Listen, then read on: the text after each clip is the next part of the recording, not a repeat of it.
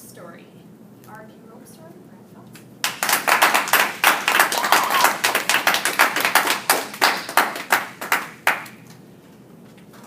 I grew up in a subdivision just north of Milwaukee back in the 1970s. The subdivision was just about 24 homes. We had 7 boys in middle school age around that time. The subdivision was on the bluffs of Lake Michigan. During that time is when parents, the second spouse, was starting to go back to work. So we did not have much parental supervision. We had a lot of freedom. I remember on a hot summer day like today, heading down to Lake Michigan with all the guys, and we'd just hang out down there all day long. We'd get big driftwood, chunks of driftwood, and just drift down into Lake Michigan. We had a lot of freedom, a lot of autonomy. What could go wrong? Ladies and gentlemen, I'd like to share with you the RJ rope story. The RJ rope story is a classic story from that time in that subdivision. First, let me introduce the characters. The first character is RJ. Now, RJ was the oldest of the 7. He was just a couple years older than most of us, but he was the one that was deemed the responsible one. He was the one that the parents kind of put in charge of us often. He actually babysat a lot of us often. The second main character is Leonard. Now, Leonard was a weasel. Leonard was conniving. Think Eddie Haskell on Leave It to Beaver on steroids, all right? Third group was the rest of us. The rest of us was the other 5, and we were followers. And we would just basically follow what RJ told us to do, and sometimes we'd follow what Leonard told us to do. This story is about one of the times that we followed what Leonard told us to do. Leonard was the second oldest, and he didn't like it that RJ was the oldest, and he didn't like the authority that RJ had over the group. And Leonard was always trying to buck the trend. Leonard was always trying to give resistance to RJ.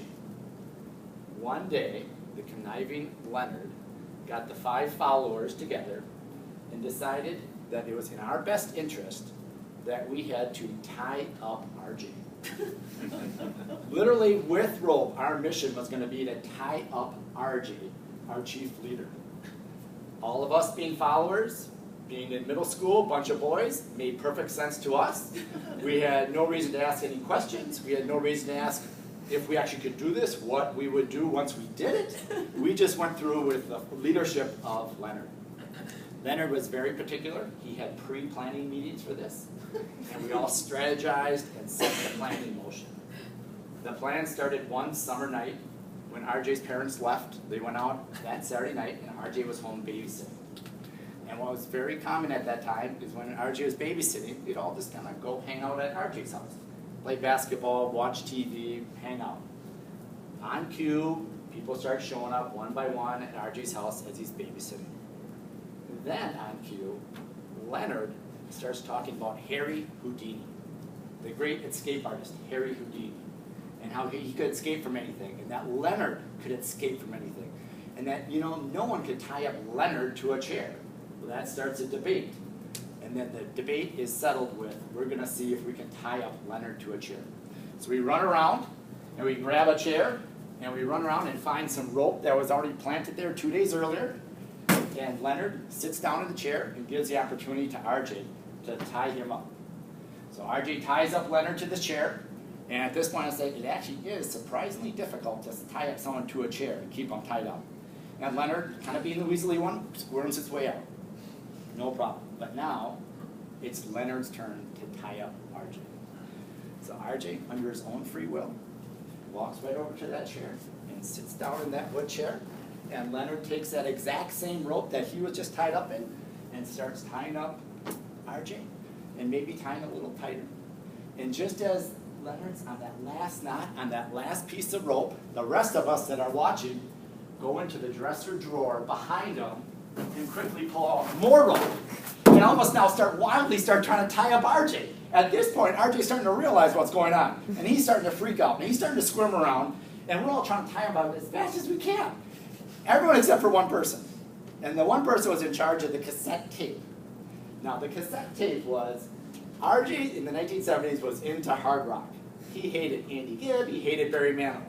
So Leonard got us to record a chant on a cassette tape. And the chant went, Andy Gibb is number 1. Barry Manilow is number 2. Andy Gibb is number 1. Barry Manilow is number 2. 15 minutes of that. So the guy with the cassette tape, his job was to put it in a boombox and then put it over in the air vents of the house. And the idea was that it'd be echoing throughout the whole house, and RJ couldn't find the source of this chant.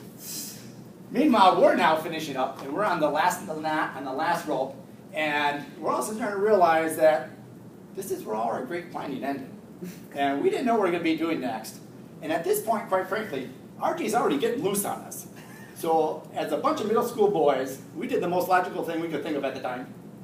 We ran! And we all just, I just remember, we just kicked open the front door and ran out the front, across the front lawn, off into the woods on the other side.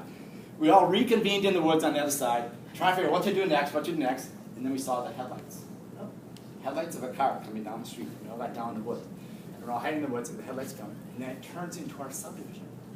And now we're watching the car, and it turns into RJ's driveway. RJ's parents had come home early.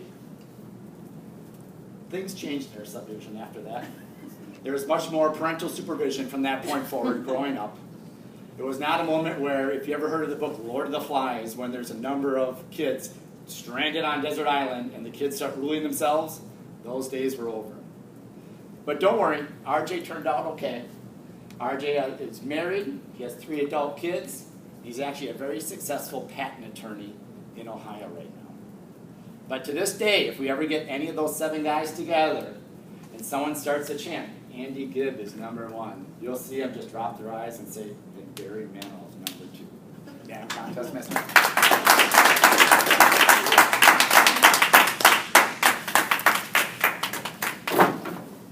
Thank you, Brad. And we can finish filling out our ballots.